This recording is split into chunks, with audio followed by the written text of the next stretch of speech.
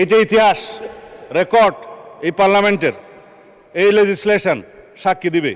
আমাদের সকল বিরোধী দলীয় নেতৃবৃন্দ বসা ছিলেন, নার পক্ষেও ভোট দেয় নাই, হার পক্ষেও ভোট দেয় নাই। এনসিপির বন্ধুরা হার পক্ষে ভোট দিয়েছে, সত্য কিনা বলতে পারে। এখানে কি লেখা আছে?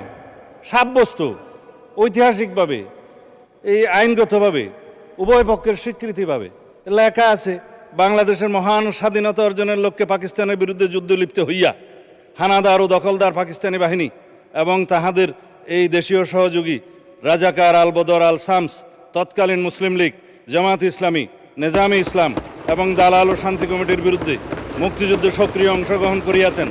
এই সকল বেসামরিক নাগরিক উক্ত সময়ে যাহাদের বয়স সরকার কর্তৃক নির্ধারিত নিম্ন বয়সের সর্বনিম্ন বয়সের মধ্যে এবং সশস্ত্র বাহিনী, east Pakistan rifle, EPR, police বাহিনী, মুক্তিবাহিনী, প্রবাসী বাংলাদেশ সরকার ও উক্ত সরকার কর্তৃক স্বীকৃত অন্যান্য বাহিনী, নৌ কমান্ডো, কিলো ফোর্স, আনসার সদস্য এবং বাংলাদেশের নিম্ন বর্ণিত নাগরিকগণ বীর মুক্তিযুদ্ধে অন্তর্ভুক্ত হইবেন। তার মধ্যে বীরঙ্গনা হয়েছে, নার্স, ডাক্তার, চিকিৎসকদেরকেও বলা হয়েছে।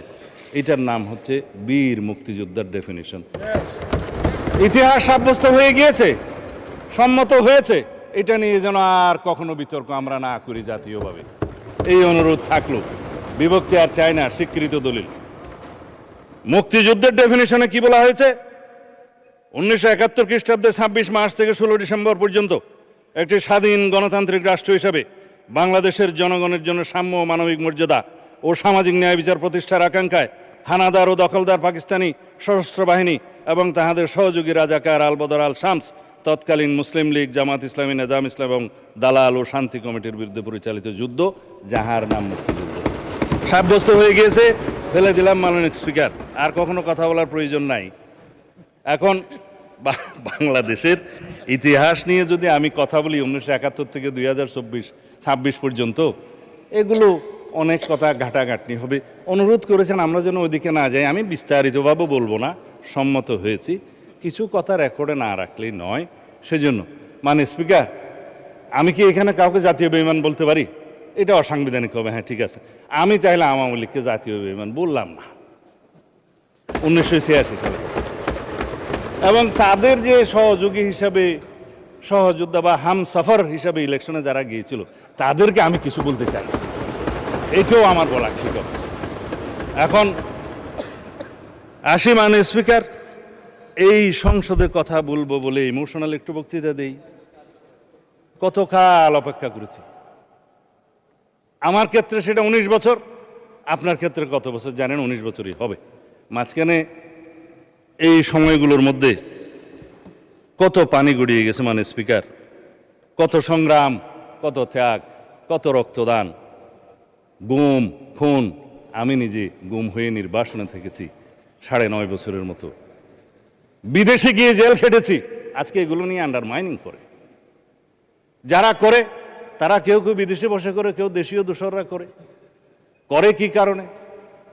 আমাদের ডেমোক্রেটিক স্ট্রাগলটাকে যারা আন্ডারমাইনিং করার চেষ্টা করে, তারা বাংলাদেশের এই ছাত্র গণ অভ্যুত্থানের ইতিহাসকেও হয়তো একদিন কলঙ্কিত করবে। এককভাবে কেউ কোনো সংগ্রামে জয়ী হয় নাই।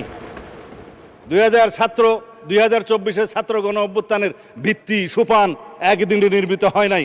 আমরা জানি এই গণতান্ত্রিক সংগ্রামে আমরা বলা হয় যে মুক্তির মন্দিরে সোপানতলে কত প্রাণ হলো বলিদান লেখা আছে অশ্রু জলে। তারপরে কি আছে মানে স্পিকার, যারা স্বর্গগত তারা আজও জানে যে স্বর্গ থেকে প্রিয় মাতৃভূমি। এগুলো সব কবিতা, গান, আমি হয়তো ঠিকভাবে বলতে পারছি না, বাট ইমোশনালি এই কথাগুলো বলতে হচ্ছে এই কারণে, যারা গুম হয়ে আজও ঘরে ফিরেনি, তাদের জন্য অপেক্ষা করছে ইলিয়াসের সন্তানেরা। তার সঙ্গিনী এখনো বাতায়ন খুলে বসে থাকে, তার স্বামী কোনোদিন আসবে বলে। আমরা তাদের কাছে কি জবাব দেব? আমার স্ত্রী সন্তানরা যেমন একটা আমার অনিশ্চিত জীবনের সময় অপেক্ষা করেছে, আমি বুঝি সেই ব্যথা। আর কেউ বুঝুক বা না বুঝুক, কবরের মতো একটা জায়গায় 5 ফিট বা 10 ফিটের জায়গায় ছিলাম। আমাদের এখানে আরও অনেক সহপাঠী আছে, সহকর্মী আছে, যে ব্যারিস্টার আরমান আছে, আর অনেকে আছে যারা সেই গুমের শিকার হয়েছে, যারা ফাঁসির কাস্টে ছিল। তাদেরকে কি জবাব দেব? আসুন আমরা এমন একটা বাংলাদেশ বিনির্মাণ করি যার প্রত্যাশা আমাদের শহীদরা করেছেন, যার আকাঙ্ক্ষা আমরা করেছি, যার আকাঙ্ক্ষা 71-এর শহীদরা করেছেন।